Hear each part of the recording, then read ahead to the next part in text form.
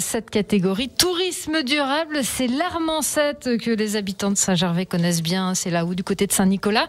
Représenté aujourd'hui par Anne-Cécile Quay, la directrice, et Gaëtan Gladieux, le directeur adjoint. Bonjour à vous deux. Bonjour Audrey. Bonjour Audrey. Alors on vous donnera la parole un peu plus tard, mais pour l'instant je me tourne vers notre premier candidat de cette catégorie tourisme durable, Olivier Gibouin, cofondateur de Make Your Trip Better ou Make Your Trip Better. Ouais, c'est pas mal l'accent.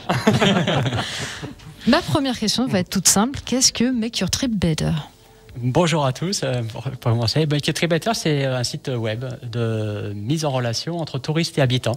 Et donc, ce site web, il est gratuit, collaboratif et multilingue.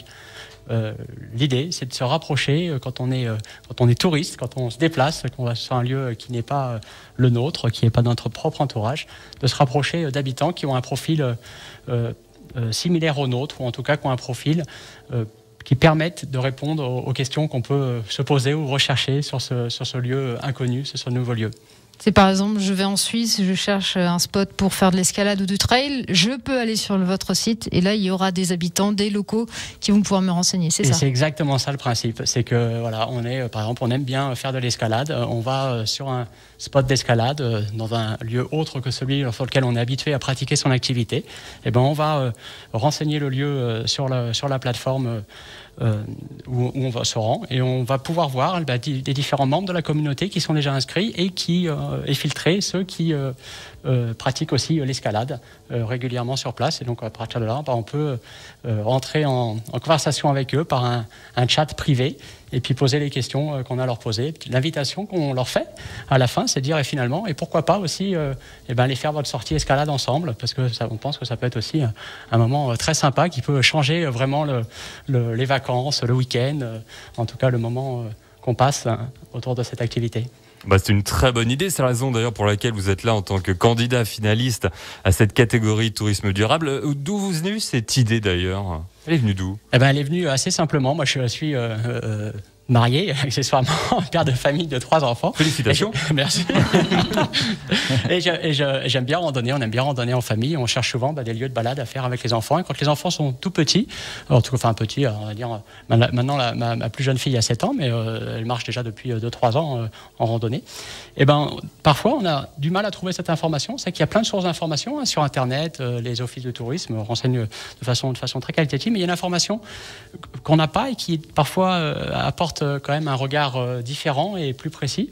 C'est celui de la famille qui a des enfants exactement du même âge, qui vit sur place toute l'année, qui fait ses sorties en randonnée le week-end souvent ou sur des petites vacances, et qui cette famille elle va vraiment savoir quel est le circuit ombragé, quel est le circuit où il n'y a pas de danger, quel est le circuit où il y a des points d'intérêt intéressants pour les enfants.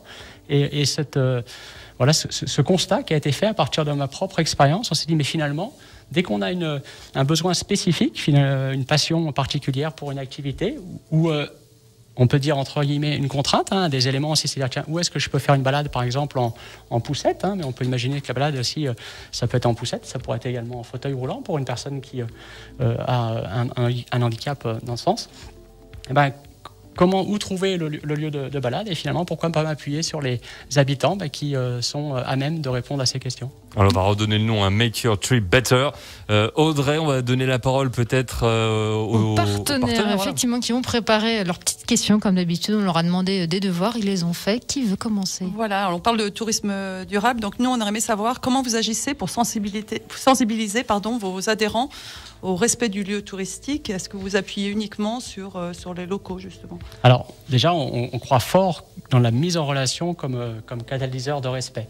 On pense aussi que quand on se déplace quelque part, le fait d'aller à la rencontre des habitants, d'échanger avec eux, de pourquoi pas pratiquer une activité avec eux, c'est déjà le début de quelque chose qui peut vraiment inviter au respect, parce qu'on va pouvoir aussi découvrir les modes de vie, les problématiques, les contraintes des habitants.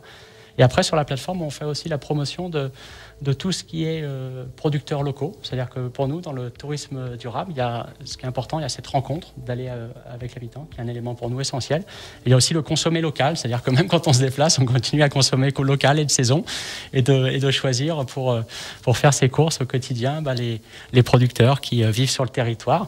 Et si possible, d'aller acheter, faire ses courses là où ils produisent, et d'aller rencontrer ces producteurs. Et donc on a fait le choix délibéré de faire la promotion de tous les producteurs locaux et d'inviter tous les membres de la communauté Make Your Trip Better à venir aussi renseigner sur la plateforme les adresses des lieux où ils font leurs courses régulièrement pour dire moi j'habite ici, je fais régulièrement mes courses chez ce producteur qui a des produits frais de saison et que comme ça les touristes de passage peuvent profiter de ce bon plan.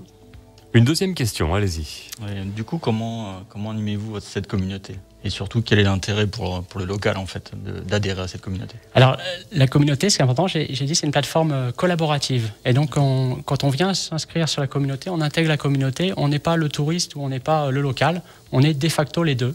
Et on peut être sollicité en tant que local, comme on peut l'utiliser en tant que voyageur.